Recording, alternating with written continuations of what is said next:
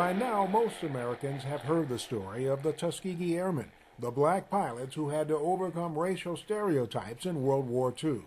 First, they had to prove they could fly, and then they showed the world that they were heroes by helping to escort and protect the bombers that turned the tide in the war against Germany. Back at home, their fellow pilots were fighting another war. Lesser-known stories about places like Seymour, Indiana, and a base called Freeman Field.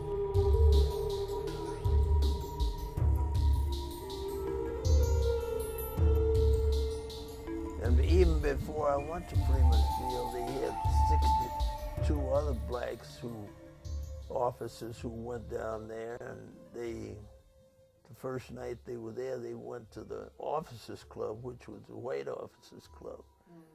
And they arrested them and put them under arrest quarters.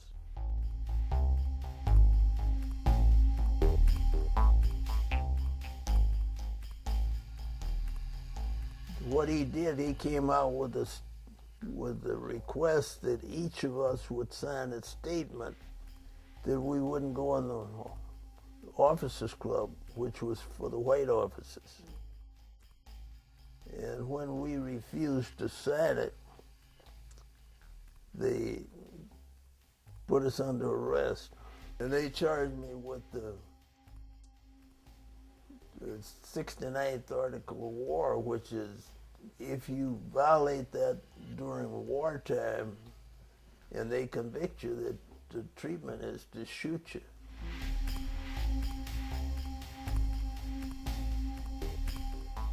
After my hearing, they dropped the charges, but they put a 2-page typewritten letter in my record that stayed in there for 50 years.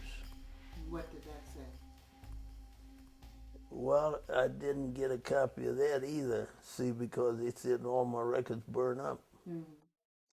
But basically it said that we were a disgrace to the race and to the country.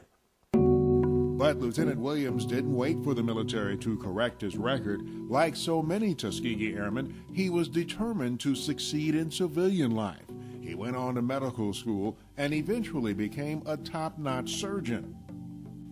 He joined his brothers Jasper and Charles, both doctors, in founding the Williams Clinic in Chicago. Their patients included people from all walks of life, the poor to the wealthy and the famous, including people like Dr. Martin Luther King Jr. Well, this is still part of the fence that Dad put up many years ago.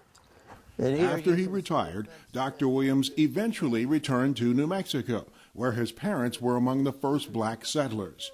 Here he shows his daughter Brenda Peyton Jones the area where his father homesteaded in the desert near Las Cruces, a place called the Mesa. All this time, it lasted all these years? Oh, sure. Wow. Cedar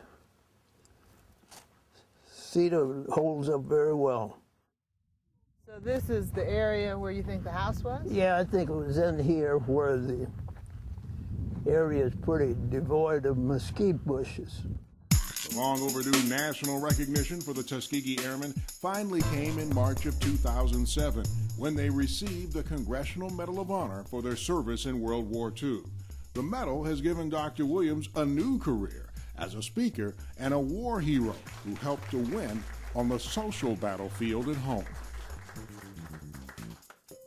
There was one white female flying with the Thunderbirds. That's the first time we've had any females flying with the Thunderbirds. But just as you were told, right now the number of black pilots in the Air Force is extremely low. And the general who took that out of my record told me, said that they know the reason. Said the instructors who are training pilots look at a guy and he's black, so they wash him out based on color and not on competence. And that's why we have so few black pilots flying today.